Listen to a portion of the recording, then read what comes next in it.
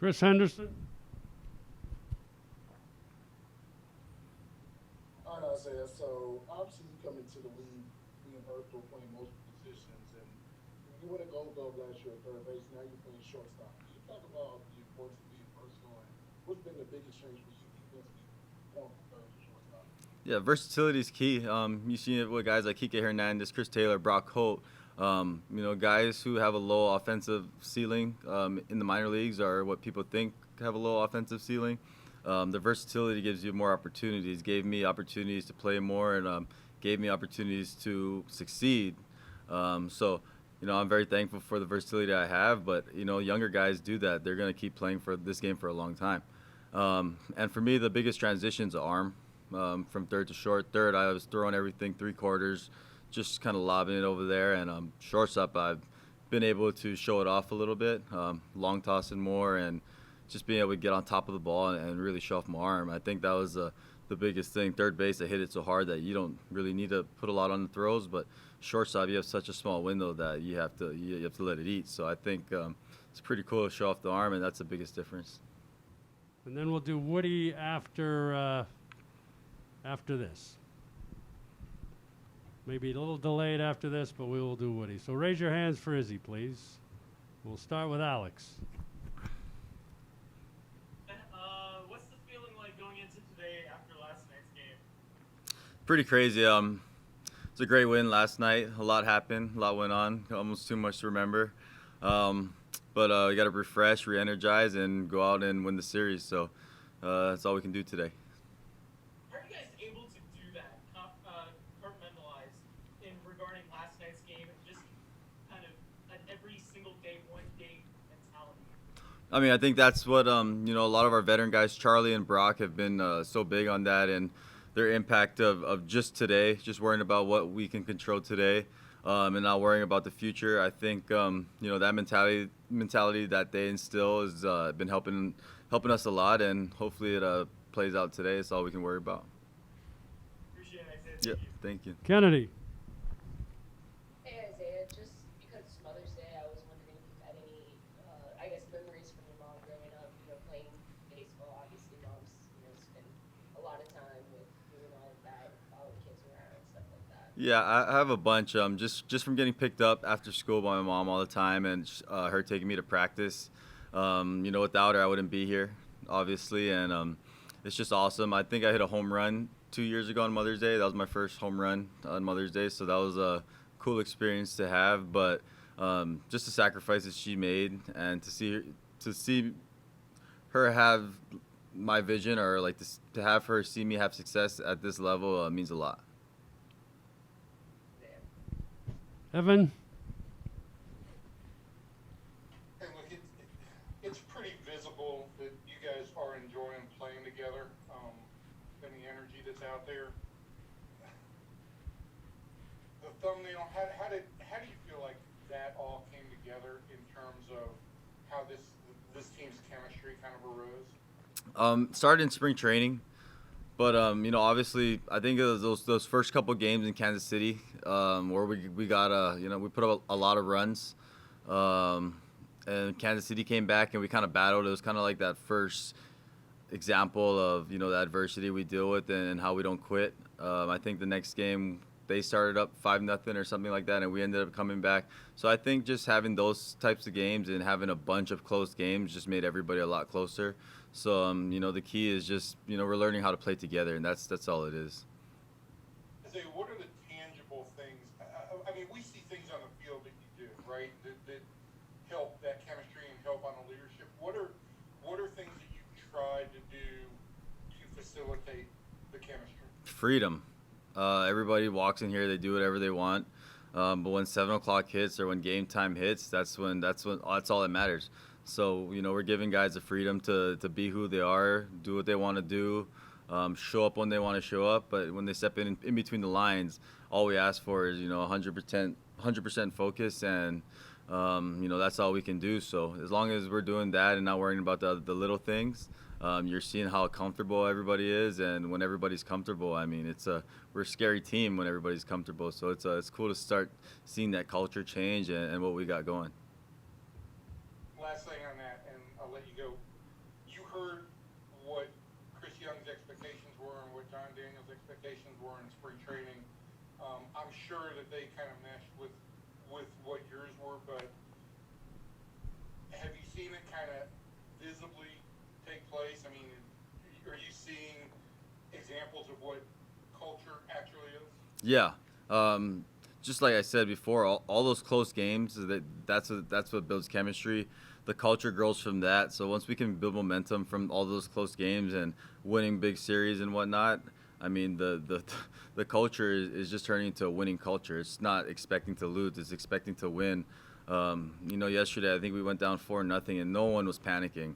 I remember in previous years, if we had gone down 4-0, it was, let's go, let's get something going, hurry up, come on, we did, a sense of urgency.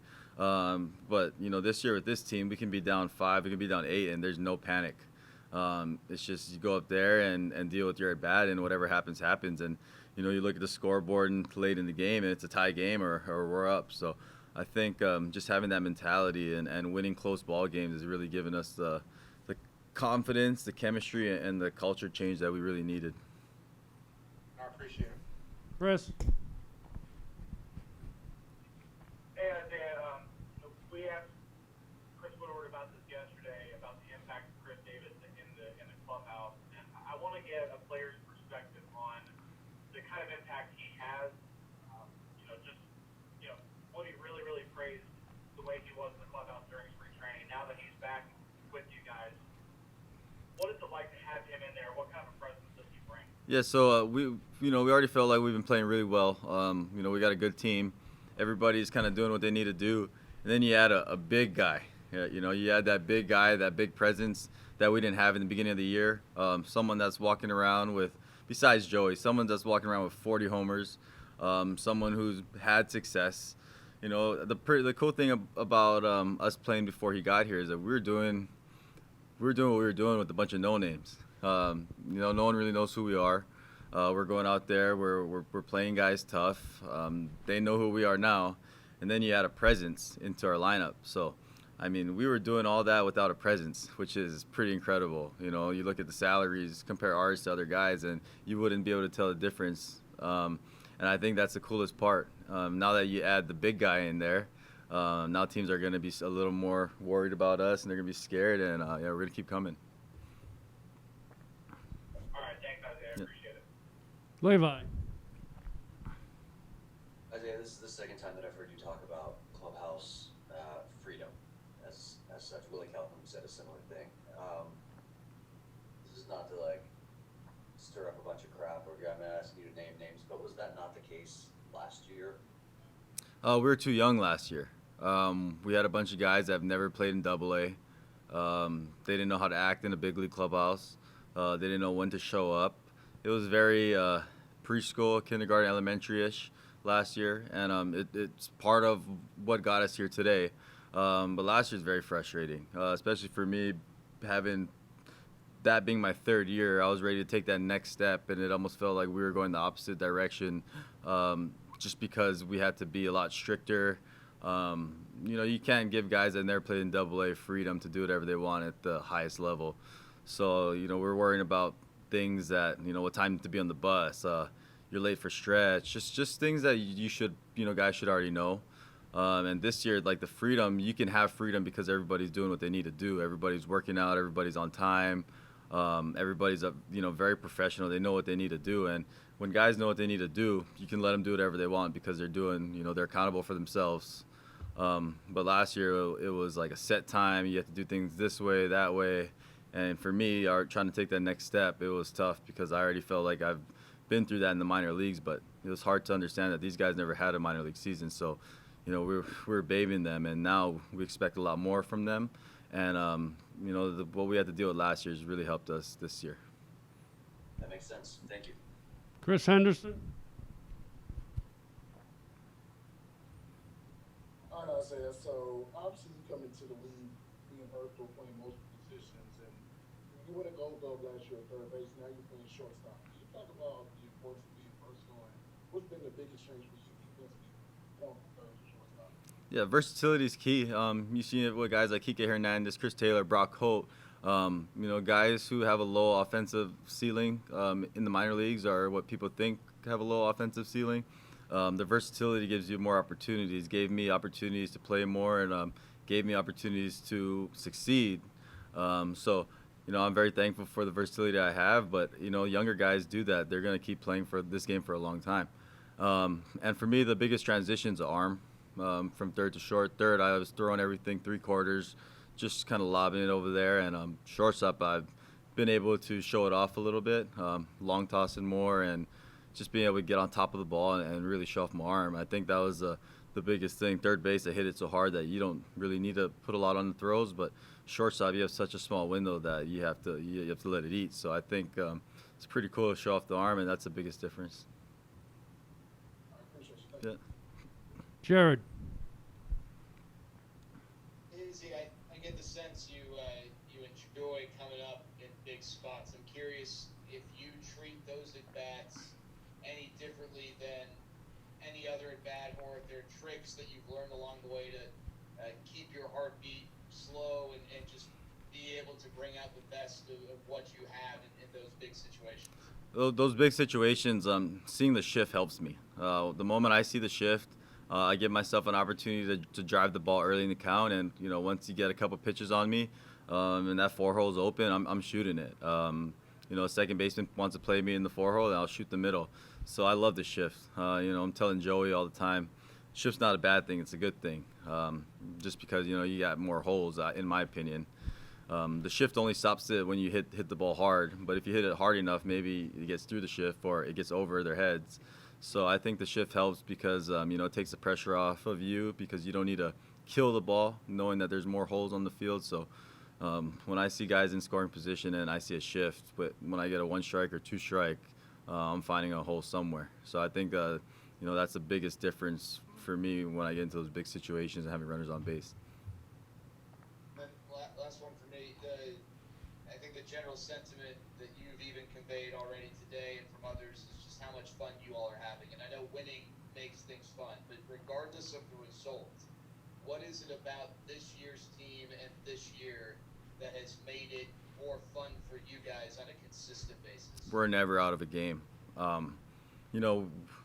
Playing the teams like the Padres, White Sox, teams that are supposed to be elite, spend a lot of money, supposed to be at the top of the league, and we're losing 1-0, or I don't know what the scores are, but we're coming back. It's their coaches are panicking. It's a close game every time, and when you're putting up battles like that, it just makes everybody a lot closer, and it's cool to see. And then you start winning those close games like we did against Boston, Minnesota, then everything starts building. So I think it's just cool to see the development of how we're keeping games tight, and then how we end up finding a way to win. So at the end of the day, it's not about the stats, it's about just finding ways, scratching runs, errors, whatever it is.